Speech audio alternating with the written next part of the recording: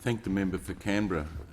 Whilst we're discussing this bill, the question is that this bill be now read a second time. There has been wide-ranging input onto the bill. I call the member for Deakin. Well, thanks, Mr Deputy Speaker. I won't be too wide-ranging, but it's great to follow the member for Canberra, who spoke a little bit about her experiences at university, being a great product of the Deakin electorate and one of our very proud products. So it's wonderful to follow you and speak in a similar vein on the Education Legislation Amendment Overseas Debt Recovery Bill. I, in many respects, will echo the comments from, or some of the comments by the member for Canberra. This is a very logical, a very fair and very reasonable change. At the moment, those people who have had the benefit of a world-class Australian education subsidised by taxpayers through the HELP, or when I went through to university, the HECS loan system, are people who have benefited from that taxpayer support. So we should always expect that those people who leave Australia to work or travel, or it's a rite of passage for many people to do that after university, that they not be in effect exempted from repaying their HECS or HELP debt. But at present, if you are not a tax resident of Australia and therefore not required to lodge an Australian tax return, there is no mechanism for the Australian Tax Office to compel or require that person to make the mandatory HELP or HECS repayment obligations. This legislation fixes that, and this legislation simply says if you are somebody who has a HELP debt, you've left Australia, you're working, you're earning over the required threshold, which is $54,000 or thereabouts, we will now ask of you that you meet those HELP repayments in the same way that people who have a HELP debt do when working in Australia. My background as a lawyer before coming into Parliament, I had many friends, friends from university, colleagues in my law firm who followed a bit of a rite of passage and perhaps went and worked in London or worked in New York or Hong Kong or Singapore. And inevitably, those people, for the period of time that they weren't working in Australia, and some of them haven't returned and some of them are unlikely to ever return, have not been repaying their HELP debt. But somebody like me, who's worked in Australia for their whole life, has done that and has paid it back. Now, every single day and every paycheck that I looked at my HECS debt being slowly taken out, I was never grumpy. I was never disappointed with that, because I wouldn't have been in my job. I wouldn't have been earning the salary I was were it not for the world-class education that I received at university, subsidised by taxpayers. I mean, let's remember that the HECS system, as I went through, was the best loan system, or the best loan that any of us will ever get in our lives. And I was grateful every single day to the Australian taxpayers for funding that education, so I was never angry when I saw that repayment come out every paycheck. And similarly, we believe, and evidence suggests, that that self-compliance with these changes will be remarkably high. Evidence from Canada and the UK suggests that anywhere from 70 to 75% of people will automatically comply with a requirement that they now register, and we'll communicate with them, but once they register, that they will voluntarily repay their HECS or HELP debt. That is an extraordinarily high percentage, 70 to 75%, and I'd expect, I mean, call me parochial, but I think Australians will probably exceed those numbers, because we have an absolute sense of duty and fairness to Australia, and I'm confident that Australian people who have a HELP debt, who are working overseas and earning over that $54,000 a year, will feel that obligation and will voluntarily comply with the requirement now to repay their HELP debt. Because let's remember, they wouldn't be there in many cases were it not for the education that taxpayers in this country subsidised for them. Now, the member for Canberra raised a number of, I think, very relevant questions around process. How do we contact these people? How do we ensure that people who are subject to repayments are aware of their obligations, that we make it as easy as humanly possible for them to meet those obligations, that we have a very clear process to determine the $54,000 threshold in Australian dollar terms. How does that relate to foreign currencies and other jurisdictions?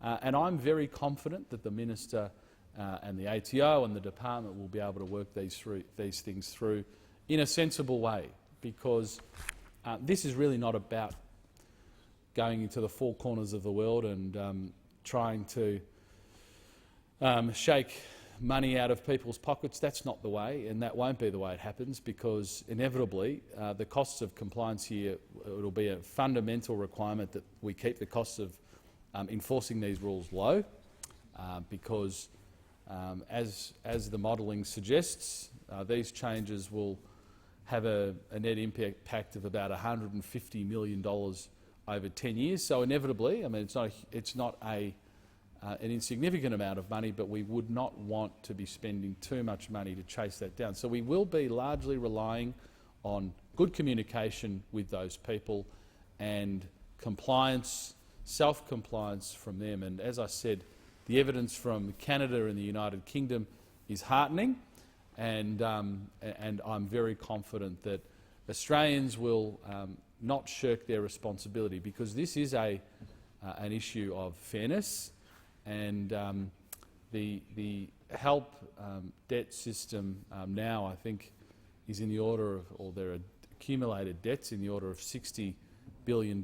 Now, inevitably, the government won't collect all of that, and there's an embedded loss in effect to the government for a range of reasons. People who've undertaken study but never reached the $54,000 threshold, or whatever the threshold may be, indexed over time.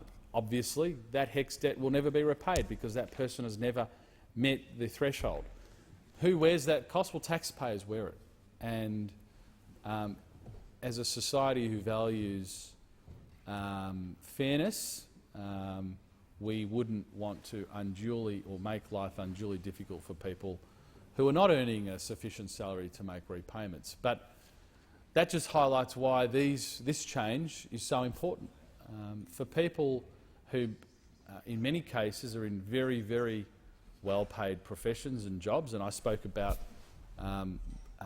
many of my former university friends and colleagues who are working in law firms or accounting firms or investment banks overseas. These people are earning fantastic money, and they will, I know, they will rise to the challenges of their obligations to repay their HECS debt, because each and every one of them would not be in that role, would not be in that job, would not have the career that they have were it not for the system, the education system, and the funding of their education by taxpayers through the HECS or HELP system. Similarly, if you're a student who's undertaking the rite of passage of many people, taking a gap year, or in the case of some people I know, taking a gap 3 years, and good luck to them, I say, and they are not earning a very high income or any income at all, well, they won't be required, because they will never be earning the $54,000 threshold. So those people will not be impacted. I stress those people will go about their business, and hopefully, once they've got that travel out of their system, they'll come back to Australia, and then they'll start repaying that debt. One other thing to think about here is that I've spoken about people who leave Australia to work and in many cases earn fantastic salaries who never return, and in a sense these changes will ensure that we get that money back, which we would never have got, and that forms part of the $150 million over 10 years. But there are also many people who will inevitably come back, whether it's after 2 years, 3 years, 5 years, 10 years. Now, they will come back to an accumulated HECS or help debt that has not moved at all, has not changed. And one of the beauties of our system is that you make small repayments over time. I think those people will look back and think, well, I wish I had have just chipped away at that over the ensuing 2, 3, 5, 10 years, rather than coming home and having this accumulated HECS debt that's been indexed for CPI, which I haven't actually chipped at all. So from a purely practical perspective, I think there are many people who, as I said, will voluntarily enter this scheme and will voluntarily report their income to the ATO and will ensure that those payments are met. Now, for those who are recalcitrant and who do become aware of these changes but blatantly refuse to submit to repaying their HELP or HECS debt, well, the ATO has a range of powers available to them, and the ATO is very, very sensible with exercising those powers. As a former tax lawyer myself, I think the ATO can be unfairly maligned at times because I think they do take a fairly practical approach to these things. But if there is an individual who is blatantly refusing to meet these requirements, even though they're earning over the $54,000 threshold, the ATO has a range of powers to ensure that there are penalties applied, penalties that in many cases will be referable in percentage terms to the debt that they owe the Commonwealth. There are more punitive measures like orders that would stop somebody from departing departing Australia if they were to return for a short period of time without submitting to those rules. So there is a stick, in a sense. The ATO does carry that stick, but I am very optimistic, very optimistic that that will be the exception, not the rule.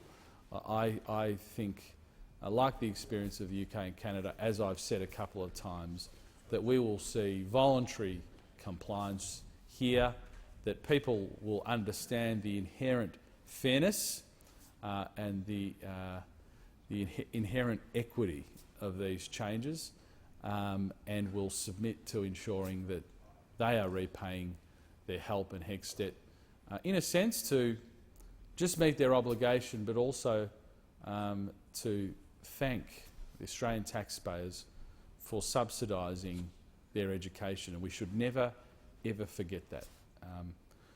As Australians, we talk a lot about rights, and I have a right to this, and I have a right to that, and I have a right to another. Well, in fact, we don't have a right to any dollar of another taxpayer's money, but as a society we've chosen to help those people, and there are public policy reasons why we want a great education for everybody. We want an absolutely great education for everybody. But in consequence of that, when you've accepted a loan from the taxpayer, that you submit to repaying that when you're able to do so. And if you are therefore earning over $54,000 in another jurisdiction, I'm so confident that Australians in droves will meet those obligations, and I'm again certain that these rules will remain very uncontroversial as they are. I'm pleased to see that they have bipartisan support, and I think that indicates how reasonable, sensible they are. And as somebody, like most people in this House, who was blessed with a tertiary education funded by taxpayers and having many friends in that case, I know that the gratefulness that those people have for the Australian government and Australian taxpayers and the tertiary education that they went to will have no problem in meeting the obligations required by the Overseas Debt Recovery Bill. So it's great to speak in favour of this.